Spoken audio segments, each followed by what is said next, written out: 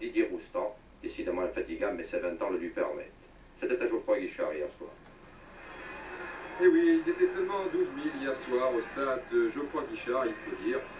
Vous l'avez dit, que la Saint-Étienne multiplie les contre-performances ces dernières semaines. Les Verts restent néanmoins en course pour le championnat. Enfin, pour rester compétitif, il faut battre ce soir le Nîmes Olympique. Nîmes qui joue en maillot rouge sur la droite. Et qui avait réussi au match aller un excellent match nul, 2 buts partout, au stade Jean-Blanc. Rocheteau, il joue maintenant ailier gauche. Il est sur son bon pied, un très bon tir, bien arrêté par Martinelli. Janvion, sur la gauche pour Farison, aux prises avec Lusigno. Et le libéro, Mézi, bien placé dans cette action, peut relancer. Sur Mansouri, un 1-2 avec Boissier. Et regardez, Mansouri a passé Lopez, le ballon n'est pas sorti. Il résiste à la charge de Larios, un centre en retrait pour Marguerite. Un coup de sifflet. Oui, monsieur l'arbitre Didier intervient, le ballon était sorti. Michel Mézi, très à l'aise à son poste de libéraux, passe à Gilbert Marguerite, aux prises avec Janvion. Janvion qui était stopper hier soir. Piazza souffre d'un dépassement des vertèbres.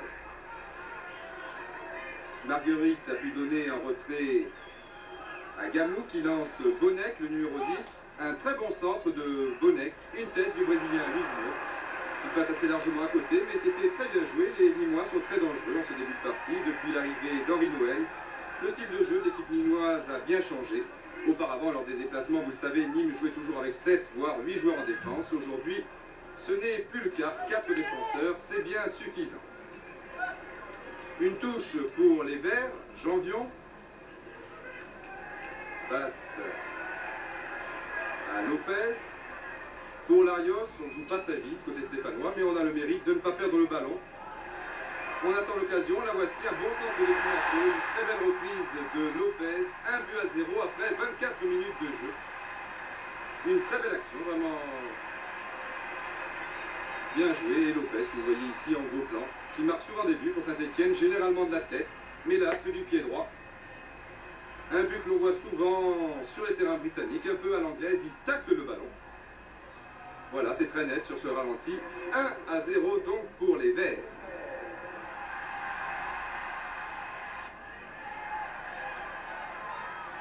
Rocheteau, prise avec Juan, l'arrière-gauche nîmois. Rocheteau qui est passé un peu à droite, mais je vous l'ai dit, depuis quelque temps, il est maintenant en position d'ailier gauche. Zimaco occupant bien entendu le poste d'ailier droit. Nîmes avec Boissier. Que va faire Boissier? Il donne à Girard. Et là, regardez, un très bon tir de Michel Mézi de 30 mètres. Un tir de l'extérieur du pied gauche. Il s'en est fallu de quelques centimètres et on est bien inquiet du côté des tribunes. Il faut bien dire que l'équipe de Nîmes se montre très dangereuse dans certaines occasions. Dominique Rocheteau qui est bien passé. Il cherche Larios en retrait. Mansouri a pu dégager en corner, un corner qui ne donnera rien, sinon un bel arrêt de Martinelli. Mais ça ne fait rien, on accélère maintenant côté stéphanois avec Borel, l'arrière droit. Cherche un partenaire démarqué, il trouve Lopez. Lopez pour la tête de Jacques Santini et Martinelli qui bloque ce ballon en 2 temps. Un match très agréable, très ouvert. Saint-Étienne domine maintenant, Zimaco, mais vous voyez, Mézi, très bon tacleur, très bon technicien également, mais ça on le sait depuis longtemps.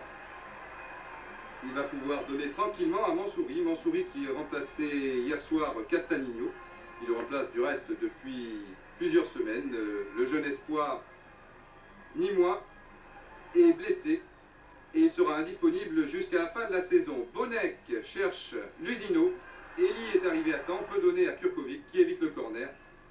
Mais vous voyez, Nîmes est très dangereux.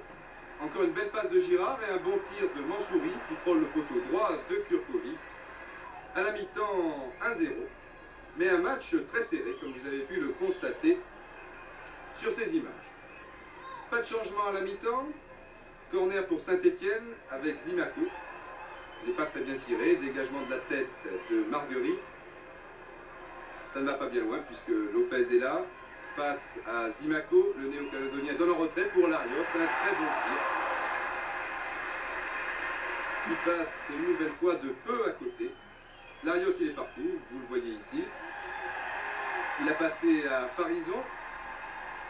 Très offensif, lui aussi, je vous l'ai dit tout au long de la rencontre. Il est arrière gauche, il se retrouve ici en position d'ailier droit. Encore un très bon tir. Et quand ça ne veut pas rentrer, que voulez-vous? Alors qu'en gros plan, vous voyez Borel. Lui, c'est l'arrière droit. Elie, Jean-Marie Elie, qui tente un petit pont, une main. Monsieur Didier laisse l'avantage, c'est bien arbitré. Les Parisons interceptent Larios. Que va faire Larios? Il donne une feinte d'Elie et Santini. Le ballon avait été dévié au passage, mais Martinelli a pu s'en emparer. Nîmes est assez nettement dominé dans cette deuxième période. Quelques contre-attaques dangereuses néanmoins. Ici un bon centre de Marguerite. Kurkovic rate l'interception, mais il n'y avait pas de Nîmois à la réception. Et Bonnec tire largement au-dessus. Kurkovic récupère et il va pouvoir dégager tranquillement son camp. Mais un avertissement tout de même aux joueurs stéphanois. Attention, il faudrait peut-être marquer un deuxième but. Ce serait plus sûr. Ici Lacombe en retrait pour Jacques Santini. Voilà, du plat du pied. Martinelli s'incline pour la deuxième fois. 2-0 après 71 minutes. Un but de Jacques Santini. Jaco pour les intimes, que nous allons revoir au ralenti. Le gardien Martinelli était vraisemblablement masqué. Il plonge un peu tard. 2-0. Sur le but de ses premières 70 minutes. C'est assez logique. Larios, il est partout. Il passe deux défenseurs nîmois, un troisième, en l'occurrence Mézi.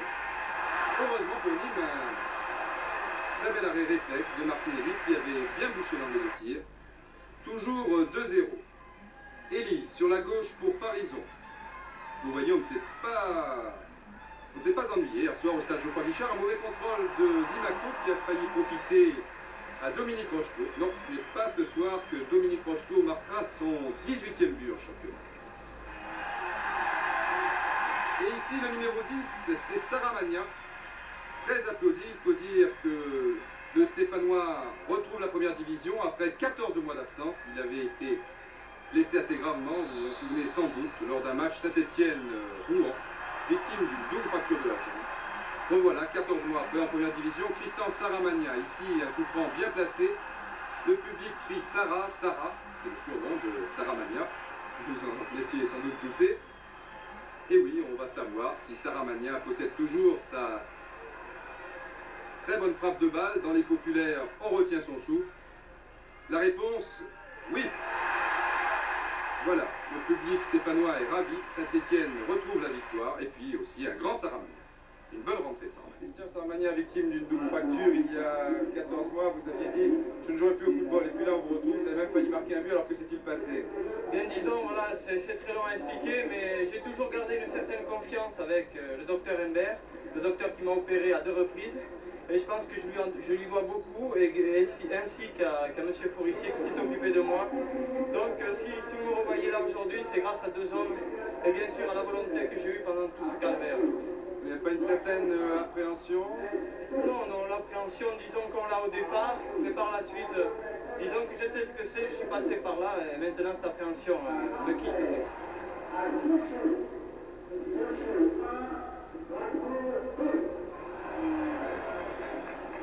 Robert Herbin, Sochaux 1, Strasbourg 2. Les Verts sont quand même encore en course pour le titre. Bon, il reste encore 6 matchs, donc 12 points et des déplacements difficiles pour les 2 équipes et même les 3 équipes, aussi bien Nantes que Strasbourg que Saint-Étienne. Bien sûr, alors après votre défaite à Lille 3-0, votre élimination en Coupe de France, vous gagnez aujourd'hui contre Nîmes, finalement les Verts se portent assez bien. Il est certain qu'après les 2 coups durs enregistrés, d'une part à Lille et d'autre part en Coupe de France, la réaction était difficile et j'estime que face à une équipe nîmoise qui ne s'est pas laissée faire, eh bien Saint-Étienne a fourni un bon match. Merci, cette équipe de Nîmes Henri Noël, alors Nîmes 7e avec 32 points, c'est un peu inespéré, là encore un bon match et surtout une excellente saison. Oui, je ne parle pas du match ce soir, mais c'est surtout depuis le début de la saison, on ne pas tellement partant pour la première division. Finalement, on s'est maintenu. Je crois qu'on s'est maintenu avec pas mal de panache quand même. On a 32 points maintenant. Nous sommes dans notre tableau de marche. Ça nous fait, je crois, un bon résultat. Ce soir, c'était beaucoup plus difficile. On est tombé sur une équipe stéphanoise motivée. Elle avait besoin de points pour s'accrocher aux places européennes. C'est normal. Nous avons subi le jeu. Je crois que je n'ai rien reproché à mes garçons. On est tombé sur le bon coup. Ça va être sympathique cette équipe de Nîmes. Malheureusement, nous